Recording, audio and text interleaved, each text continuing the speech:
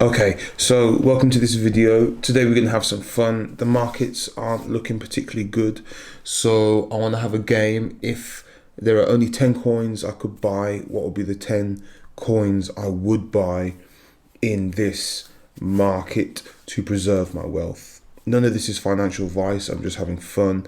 Do your own research. I am just an idiot. First one would be Bitcoin. Especially in times of trouble, Bitcoin tends to hold its value more than the other coins, altcoins, in this.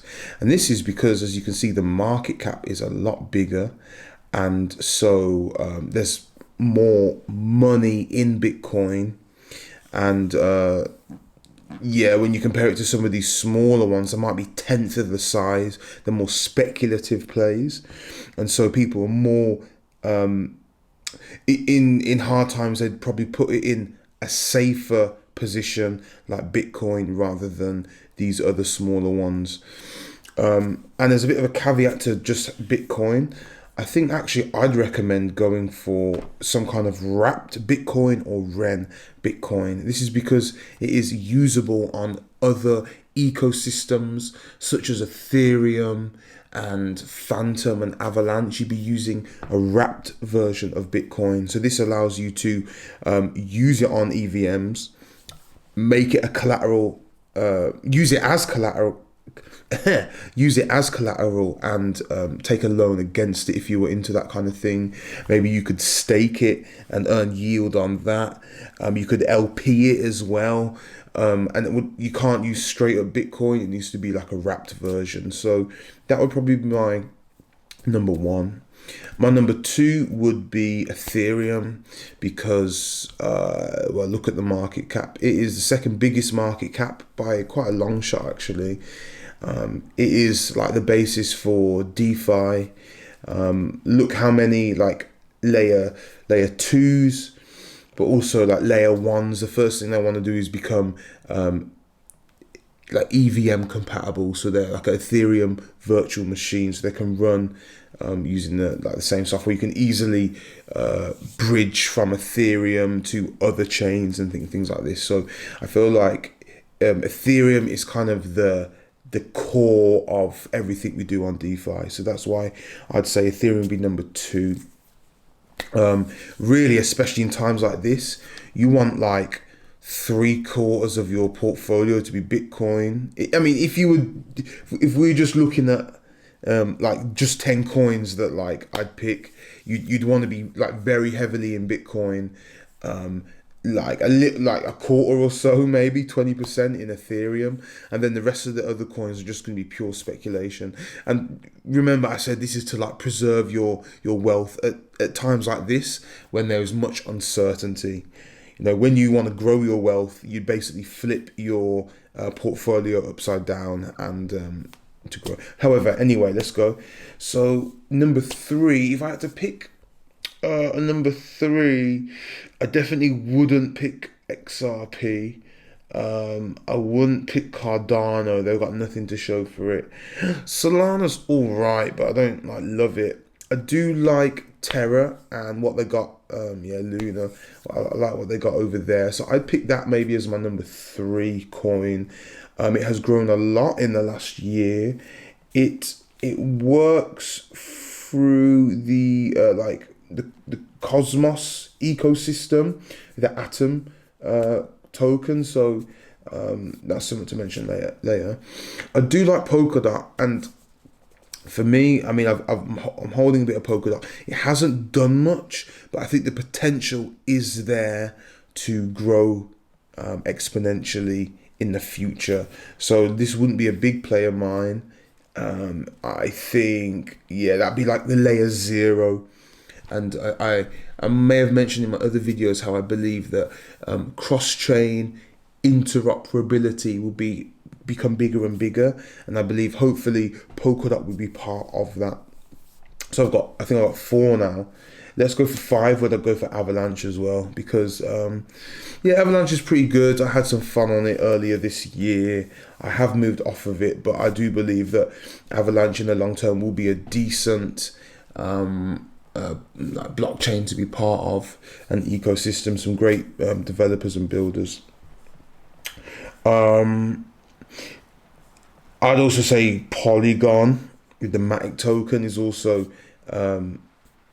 similar. Like it's cheap. They're using ZK rollups. I believe they have like Indian developers, so like that is a good way for them to onboard a lot of like Indians. Like, is it their second biggest country in the world by population? Yeah, so that's one. So how many coins we got so far? We've got one, two, Terra 3, Polkadot 4, Avalanche 5, and Polygon 6. Okay, so I need four more. So I do like Cosmos and Atom with the IBN. They've got a whole good thing, and so actually, like Luna is linked to this IBN and Cosmos. It's like using the same kind of software and blockchain. They're all connected. You need to get a Kepler wallet, and you'll be able to see what I mean. But yeah, so I think this and you'd say the China narrative is heavily linked to the IBN and what Atom is offering. I think that's 6 or 7. Chainlink could be one. I really wish Chainlink did more. It is really able to connect a lot of like the price feeds, the oracles between a lot of the blockchains and like real life data. It never seems to, like, the price action never really goes in hard, to be honest. So that kind of disappoints me. However, I think in the long run it would be something to maybe invest in over the long run. And then I got to say Phantom over here because I do like me some Phantom. I think the potential for growth, well, it's only got 4 billion in, and this should easily be, it should be up here with Avalanche, really. At least it's definitely, if Cardano can be here, why couldn't Phantom be?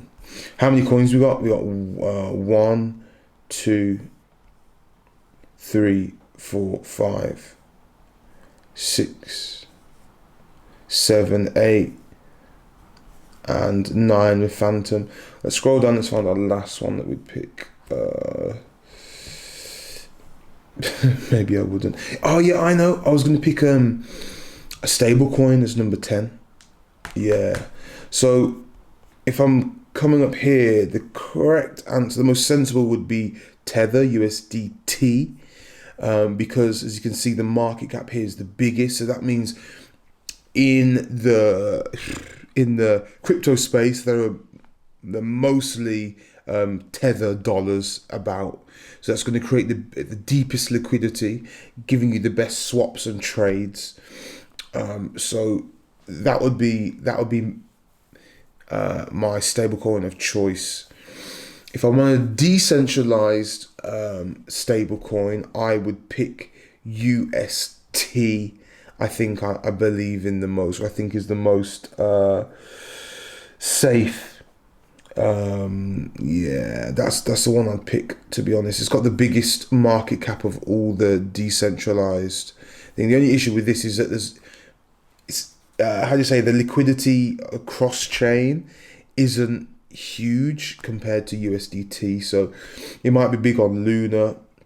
I've seen it on Phantom, and there's a bit on other chains, but most of it is going to be on Luna. So yeah, although I trust it and like the coin, you'd probably actually want to get USDT rather than UST. So that's 10, 11 coins. I'm gonna leave it there. This was just a little bit of fun. I wanted to talk about some coins and my favorite things. I also wanted to test out like a little new microphone setup I got going on, see if it's working. Yeah, cool. Thank you for watching this video. Don't take it too seriously. I'm just having fun here. And have a great Valentine's Day. Tell the person that you love the most. Tell them how much they mean to you. Goodbye.